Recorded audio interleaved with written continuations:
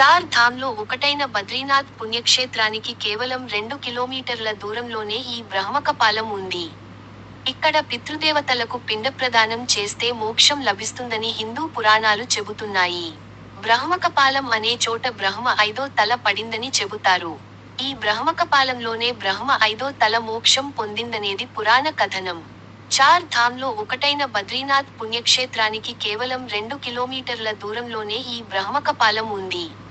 ఇక్కడ పితృదేవతలకు పిండప్రదానం చేస్తే మోక్షం లభిస్తుందని హిందూ పురాణాలు చెబుతున్నాయి.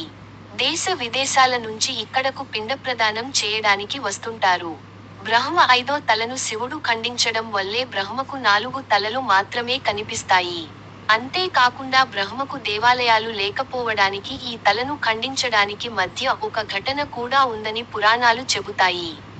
ఆ పురాణ కథనంతో పాటు బ్రహ్మకపాలం హిందువులకు పరమ పవిత్రమైన పుణ్యక్షేత్రం కావడానికి గల కారణం వినండి. ఈ క్షేత్రాన్ని దర్శిస్తే సంతాన, పెళ్లి, వాస్తు దోషాలన్నీ పరిసమాప్తం అవుతాయని నమ్ముతారు. ఎందుకంటే పురాణాల ప్రకారం బ్రహ్మను సృష్టికర్తగా భావిస్తారు. అంటే అతను సమస్త జీవరాశుల పుట్టుకకు మూలం. అదే విధంగా విష్ణువును స్థితికారకుడని అంటారు. అంటే విష్ణువు ఈ జీవరాశులకు ఎప్పుడు ఏమి ఇవ్వాలన్న దానిపై నిర్ణయం తీసుకుంటారు. పరమశివుడిని లయకారకుడిగా పేర్కొంటారు.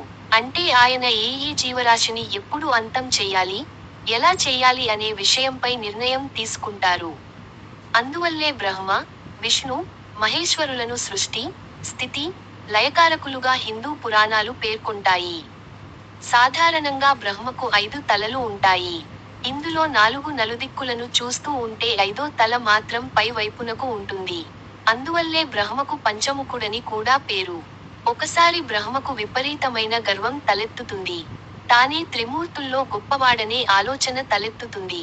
తాను జీవరాశులను సృష్టించకపోతే అటు విష్ణువుతో పాటు ఇటు పరమ శివుడికి పని ఏమి ఉండదని తన చుట్టూ ఉన్న మిగిలిన దేవతలు, మునులతో అంటాడు. విష్ణువుతో వాదనకు దిగుతాడు.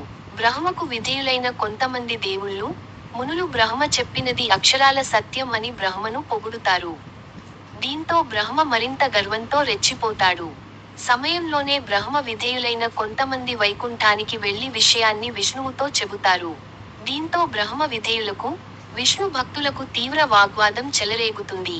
విష్ణువు బ్రహ్మకు ఎంత సర్ది చెప్పినా ప్రయోజనం లేకపోతుంది. త్రిమూర్తుల్లో ఒకరు ఎక్కువ ఒకరు తక్కువ అన్న భేదభావం ఉండదని ముగ్గురూ సమానమని చెప్పినా బ్రహ్మ వినిపించుకోడు. దీంతో అన్యమనస్కంగానే విష్ణువు త్రిమూర్తుల్లో బ్రహ్మ గొప్పవాడని ఒప్పుకుంటాడు. దీంతో విజయ గర్వంతో బ్రహ్మ కైలాసానికి వెళ్లి త్రిమూర్తుల్లో తానే గొప్పవాడని వాదనకు దిగుతాడు.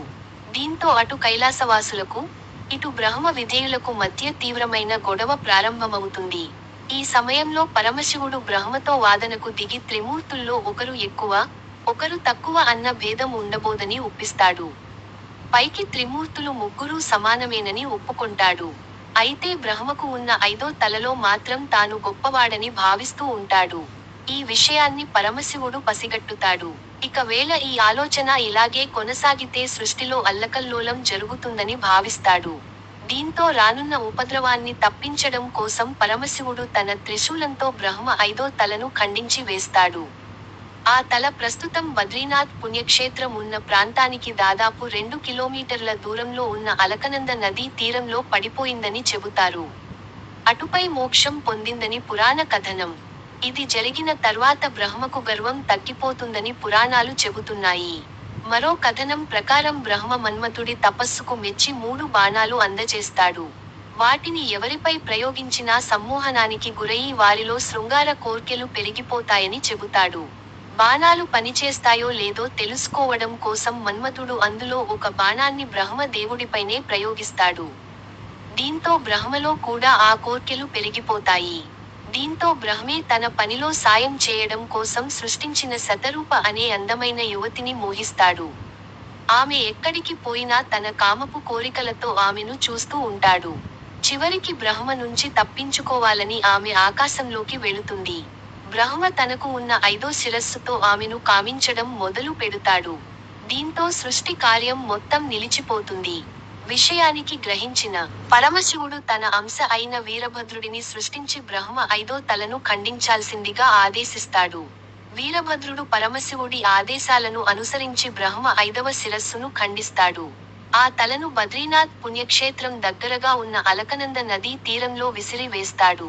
అలా బ్రహ్మ శిరస్సు పడిన ప్రాంతమే బ్రహ్మ కపాలంగా చెబుతారు. ఇదిలా ఉండగా బ్రహ్మ వావివరసలు మరిచి కన్న కూతురు లాంటి శతరూపను కోరుకోవడం వల్ల భూమండలంలో బ్రహ్మకు దేవాలయాలు ఉండకూడదని శివుడు శాపం పెడుతాడు. అందువల్లే బ్రహ్మకు కేవలం 2 చోట్ల మాత్రమే దేవాలయాలు ఉన్నాయని చెబుతారు. ఈ ఘటనకు జరగడానికి ముందే అక్కడ దేవాలయాలు వెలిసినట్లు పురాణ కథనం. ఇక చేసిన తప్పు పోగొట్టుకోవడానికి బ్రహ్మ ఎల్లవేళలా మిగిలిన 4 తలలతో 4 వేదాలు చదువుతూ ఉంటాడని పురాణాలు చెబుతున్నాయి. ఇదిలా ఉండగా బ్రహ్మ శిరస్సు పడి ఆ శిరస్సుకు మోక్షం కలిగినందువల్లే ఈ బ్రహ్మ కపాలం హిందువులకు అత్యంత పవిత్రమైన ప్రాంతంగా చెబుతారు. ఇక్కడ పితృదేవతలకు పిండప్రదానం చేస్తే వారికి కూడా మోక్షం కలుగుతుందని భక్తుల నమ్మకం. అంతేకాకుండా మరెక్కడా పిండ ప్రదానం చేయాల్సిన అవసరం లేదని, సంవత్సరీకం చేయకపోయినా పర్వాలేదని చెబుతారు. అందువల్లే ఈ బ్రహ్మకపాలం వద్ద పెద్దవారికి శ్రాద్ధ కర్మలు నిర్వహించడానికి హిందువులు పెద్ద సంఖ్యలో ఇక్కడికి వస్తుంటారు.